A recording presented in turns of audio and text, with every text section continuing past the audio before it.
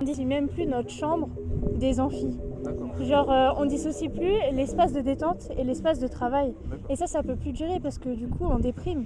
Et franchement, je préfère venir ici que de prendre un Xanax, quoi. Non mais clairement, vraiment. Genre vraiment, aidez-nous. Bonjour tout le monde, ici King Weldon pour vous servir. Merci d'être venu pour cette nouvelle vidéo. Aujourd'hui, nous sommes au campus de l'Université d'Orléans avec des manifestants, des étudiants qui sont venus manifester leur ras-le-bol de rester à la maison. La fermeture des universités, ils en ont ras-le-bol. Donc, on couvre l'événement. On va demander aux étudiants quel message ils veulent véhiculer, qu'est-ce qu'ils veulent adresser au gouvernement, qu'est-ce qu'ils attendent du gouvernement et quel est le but de leur manifestation aujourd'hui. King Weldon pour vous servir. Je vous laisse regarder la vidéo jusqu'à la fin. Laissez dans les commentaires votre message de soutien pour les étudiants, leur encouragement. On est ensemble, King Weldon pour vous servir. On est là aujourd'hui à cause d'une manifestation étudiante. Ouais, c'est ça. Vous en avez ras-le-bol, vous voulez montrer au gouvernement votre détermination pour le retour au normal.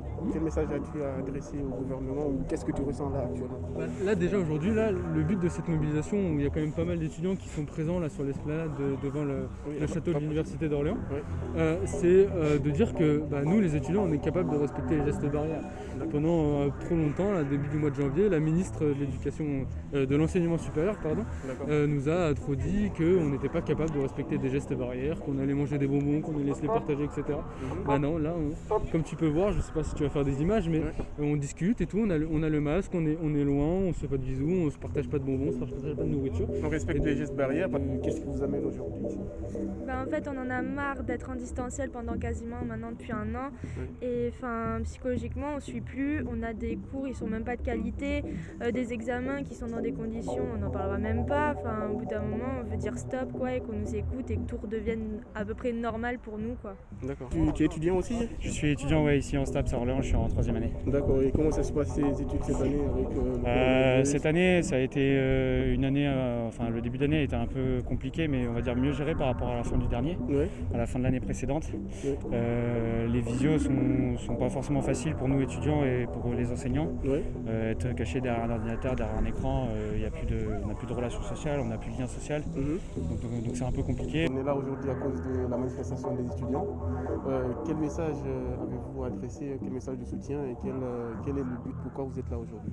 Alors le message de soutien, c'est de dire aux étudiants qu'ils ont raison de dire que ce ne sont pas des gamins et que là ça suffit, qu'ils ont absolument besoin de revenir en présentiel sur leurs cours. Et on est tout à fait d'accord, nous, à la région, de ça, et c'est pour ça que je suis là. D'accord. Et le message serait plutôt au ministre, en disant mais écoutez-les, ils peuvent très bien revenir sur les campus en faisant attention aux gestes barrières, c'est des gens responsables. D'accord, il faut juste une sensibilisation comme ça se passe dans les entreprises, comme un peu partout en fait. Bien sûr, mais je pense que là, depuis le temps, les étudiants sont bien sensibilisés et ils savent qu'ils ne pourront pas revenir dans les mêmes conditions normales, mais revenir. D'accord, ok. On ressent de la détresse. De la détresse, pourquoi de la détresse? J'ai l'impression qu'on ne nous écoute pas, qu'on n'a pas envie de nous aider et voilà, on n'est pas soutenu. Ok, c'est bien de faire des chèques psy pour aller voir le psy, mais nous ce qu'on veut c'est retourner à la fac en fait. D'accord, ok. J'ai l'impression qu'on dissocie même plus notre chambre des amphis. D'accord. Genre, on dissocie plus l'espace de détente et l'espace de travail. Et ça peut plus durer parce que du coup, on déprime. Et franchement, je préfère venir ici que de prendre un Xanax, quoi. Non mais clairement, vraiment. Genre vraiment, aidez-nous parce que franchement, ça commence à durer et en fait, ça dure trop. C'est trop long. On a vraiment besoin d'aide, genre on se sent plus aidé, on parle pas de nous, que ce soit dans les médias, ils font des petits articles pour les chèques psy, mais ça peut pas durer en fait. Il n'y a pas que les chèques psy qui comptent. Voilà, même pour les étudiants qui n'ont pas de denrées alimentaires, qui s'en sortent pas économiquement parlant, il faut les aider aussi.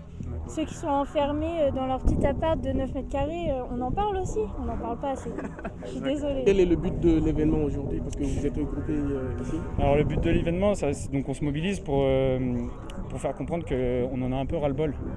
Il y a un très gros ras-le-bol qui se fait exprimer par les étudiants ici sur le campus d'Orléans et partout en France. On le voit à travers les médias et ce qui passe à la télé, les étudiants qui mettent fin à leur jour, tout ça. Il y a des étudiants ici qui restent enfermés dans des 9 mètres carrés, c'est très compliqué. Il y a des logements qui commencent à être délabrés avec des cafards et tout ça. Donc c'est pas des conditions de vie faciles pour tout le monde et les conditions d'enseignement aussi pareil derrière. Donc c'est pour ça qu'on se mobilise pour un peu revendiquer tout ça et dire que là il y a vraiment un gros problème et qu'il faut apporter des solutions, des méthodes, enfin des moyens humains et financiers pour que tout soit le mieux pour tout le monde. Oui, c'est à peu près pareil aussi, surtout la mobilisation des étudiants. On a aussi manifesté ce matin, on a été au rectorat. On essaie un peu de faire bouger les choses et de montrer qu'on n'est pas là, on n'est pas passif à attendre que ça se passe et qu'un jour ou l'autre on se dise que ça redeviendra à la normale. D'accord. Et qu'est-ce que le rectorat vous a répondu du coup? Pour le moment, ils n'ont pas spécialement répondu. Ils avaient aussi une assemblée générale, je crois, cet après-midi.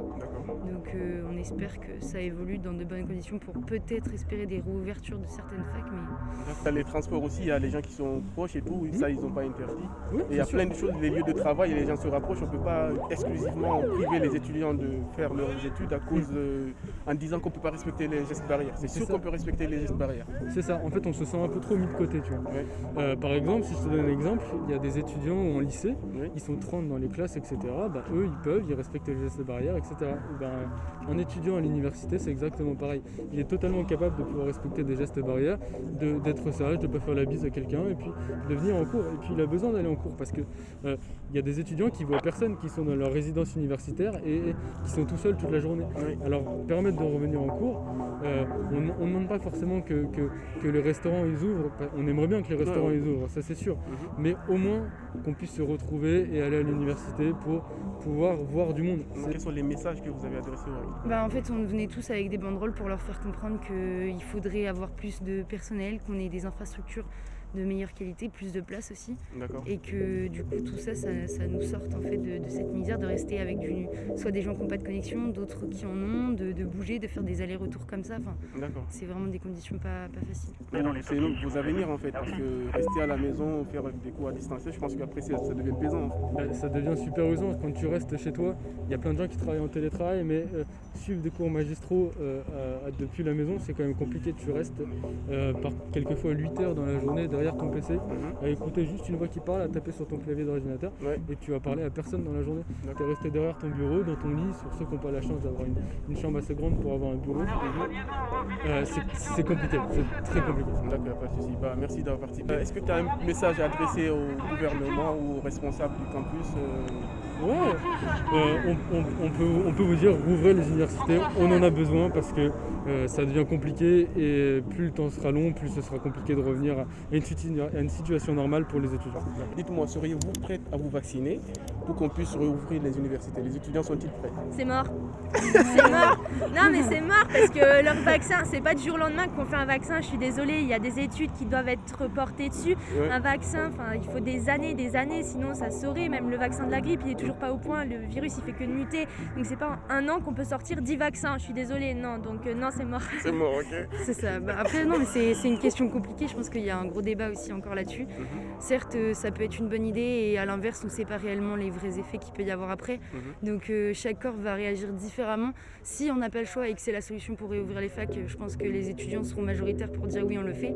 Mais je pense pas que ça soit la solution. D'accord, pas de souci. Merci d'avoir participé à la vidéo. Merci. Ça c'est qu'on est étudiant, qu'on est quand même adulte avant tout, c'est qu'on sait qu'on peut pas revenir comme avant, on sait qu'on peut pas être 300 dans un amphi de 300, mais ce qu'on demande c'est si on peut être 150 dans un amphi de 300. Le but en fait c'est d'être présent, c'est quand même de pouvoir suivre des cours, d'avoir un accompagnement, voir des profs en visio, c'est pas la même chose, on n'est pas rassuré, on n'est pas concentré de la même manière, on a besoin quand même d'être encadré, même si c'est la fac, c'est pas autant encadré qu'au lycée, on en a quand même besoin. On peut accéder à la BU, mais c'est difficile, il y en a qui n'ont pas conscience, voilà. Ce serait bien qu'on puisse être accompagné et surtout une meilleure communication, c'est qu'il y a plein d'aides qui sont mises à disposition, mais plein d'étudiants qui n'ont pas conscience des aides.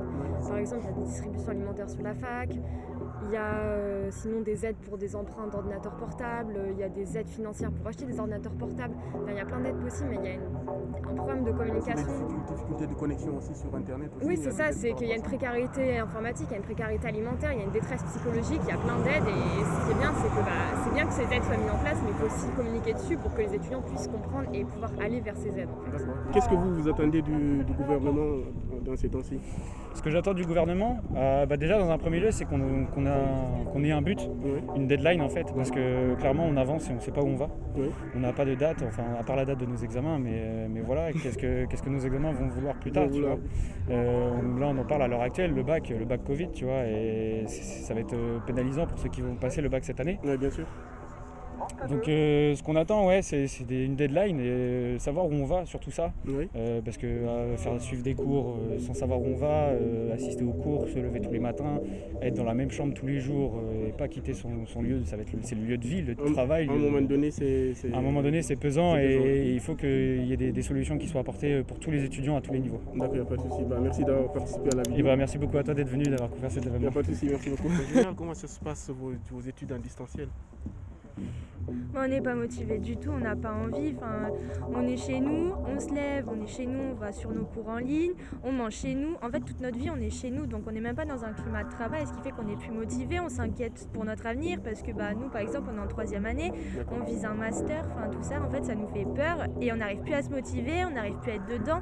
Les cours, ils sont bâclés en ligne, on n'y arrive plus tout simplement, en fait. Est-ce que vous pensez du décrochage scolaire dont le gouvernement n'arrive pas de parler? Ah là, clairement, on est dedans. Ok, d'accord. C'est difficile en fait de passer outre, il n'y a pas beaucoup de choses qui sont mises en place pour aller au-dessus de ça. Et donc ça va en déclinant, c'est une catastrophe. Il n'y a pas en fait assez de choses qui sont mises en place pour nous, on est mis à l'écart. Alors qu'il y a beaucoup de débats qui sont mis en place pour essayer de montrer qu'on est là et qu'on a besoin de ça pour la vie professionnelle de plus tard et que si là on nous met de côté maintenant, on n'aura pas de débouché, on n'aura pas de métier, on sera là à attendre que peut-être un jour ou l'autre, c'est cool, ça reviendra, mais c'est pas le cas en fait. On nous fait croire aussi certaines choses et ça n'évolue pas. Quel message avez-vous adressé au gouvernement? Là, on aimerait justement leur dire qu'il faut faire réouvrir certaines facs, nous dire que peut-être ça ira mieux, mais pas peut-être en fait. On veut des certitudes, on veut des vérités, on veut qu'ils soient honnêtes et que ça évolue et que vraiment ils aillent au-delà de se dire peut-être vous aurez des cours, peut-être non, que ça soit plus organisé et que ça soit sûr en fait. D'accord. C'est ça, puis que clairement en fait on puisse suivre notre cursus normalement sans en fait on va devoir vous supprimer ceci, cela. Nous on est en STAPS techniquement, on peut pas nous supprimer du sport, de la pratique comme ça, c'est pas possible. Donc on veut juste que pour une fois on nous écoute et qu'on prenne conscience qu'il y a des étudiants qui sont vraiment au plus bas, qui sont vraiment mal et que psychologiquement ça ne va plus, faut changer les choses. Ça serait vraiment déjà de prendre en considération le fait que les étudiants, sont adultes et sont autant capables d'être en présentiel que des adultes dans une entreprise, que des salariés en fait. C'est que c'est plus compliqué parce qu'on est des grands effectifs, mais que s'il y a une bonne organisation qui est faite, avec un bon plan, avec dans telle situation on fait ça, dans telle situation on fait pas ça, comme ce qui devait être prévu depuis la fin du dernier confinement, on pourrait peut-être revenir. Même si c'est juste les TD, c'est déjà très bien, ça permettrait aux étudiants de pouvoir venir 3-4 fois par semaine en cours, et même si c'est 1h30 par jour, c'est pas grave, c'est déjà mieux pour les étudiants, ils se sentiront moins isolés, ça serait mieux psychologiquement. Un étudiant qui peut sortir de chez lui tous les jours, ça lui fait beaucoup plus de bien. Il peut rester à un écran 8h, 18h avec le couvre-feu, ça aide personne. Psychologiquement, c'est très dur à avec vivre. Le confinement qui va arriver bientôt. Si on se refait reconfiner, ça sera encore plus dur. Est-ce que les étudiants seraient prêts à se faire vacciner pour retourner à la fac? Je sais pas, c'est très personnel la vaccination. Je pense que ça dépend de tous les étudiants, ça dépend de comment ils voient la vaccination. Après, si jamais les étudiants veulent se faire vacciner, ils le feront. S'il y en a qui veulent pas, c'est leur conviction personnelle. De toute façon, il n'y a pas d'obligation en France, c'est comme ça, c'est libre, il y a un choix total. Mais je sais que les étudiants, ceux qui veulent se faire vacciner se feront vacciner, ceux qui ne veulent pas ne le feront pas. Le but en fait, c'est de pouvoir revenir. Si jamais on doit revenir avec les masques, on viendra avec les masques, c'est pas un souci. On a conscience de tous les problèmes, on a conscience des gestes barrières et on sait très bien les appliquer. On les a très bien appliqués quand on va faire nos courses, on les applique quand on va voir nos familles, donc on peut les appliquer quand on va en cours en fait. Oui, moi je crois que c'est ça qui est important. Si on ne veut pas que les étudiants, et pas seulement perdre leur année, c'est pas seulement perdre leur année, c'est décroche complètement pour certains. En effet, qui reviennent, mais pas une journée par semaine. Ça ne veut rien dire une journée par semaine. C'est en fonction de leur TD, en fonction de leurs cours. Il peut y avoir un amphi où la moitié des étudiants ont les cours à distance pendant que les autres sont en présentiel. Et le cours d'après, ceux qui étaient à distance sont en présentiel et ceux qui étaient en présentiel sont à distance. On peut alterner. Ça peut, bien sûr, il faut alterner parce qu'il ne faut pas que ce soit toujours les mêmes étudiants qui soient sur le campus et les autres qui soient chez eux. Et puis à côté de ça, en effet, il y a beaucoup d'aides qui sont mises en place, d'autres qui vont être mises en place. Et il faut absolument informer sur ces aides et c'est ce sur quoi on travaille. Sûrement par la création de jobs étudiants qui vont permettre d'informer. D'accord, il n'y a pas de souci. Merci beaucoup d'avoir participé à la vidéo. Merci. Moi, je ressens juste beaucoup d'incompréhension en fait. Je ne comprends pas pourquoi est-ce qu'on nous laisse de côté comme ça.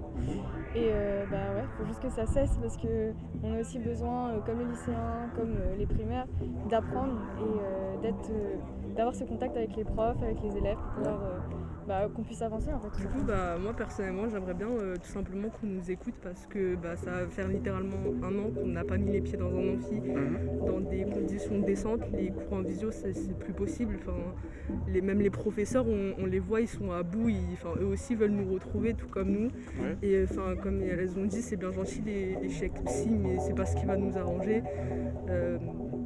En fait, ouais, ça. J'ai l'impression qu'ils ont dit en gros, vous galérez, on va vous donner des chèques psy en mode regardez, on a fait quelque chose pour vous, maintenant taisez-vous. Ouais. Mais sauf qu'on veut juste retrouver nos amphis et je trouve pas ça normal que en fait on permette aux lycéens d'aller en cours et d'annuler leurs épreuves communes et nous avoir des cours en visio parfois très bancals et avoir des partiels à distance qui sont juste c'est une dose de stress en plus, c'est plus possible psychologiquement et scolairement parlant. Dites-moi, serez-vous prête à vous vacciner pour retourner à la fac? Oui. Totalement. Oui. Ouais, moi aussi, franchement, ouais. Oui. Ouais. Alors moi je laisse Dalila et Yous faire et après Toi tu laisses d'abord le doute quoi, le testeur, on va tester. D'accord, mais tu es là, tu te bats pour retourner à la fac, tu veux revenir à la fac. Si c'est une condition qui est là. C'est une solution. Faut le faire quoi. D'accord, je donne mon bras sans problème. Après faut donner l'exemple aussi parce que si personne se lance après automatiquement ça va pas suivre quoi. Il faut le faire. Si on n'a pas le choix, on le fera. D'accord, il n'y a pas de souci. Merci d'avoir participé à la vidéo. Merci.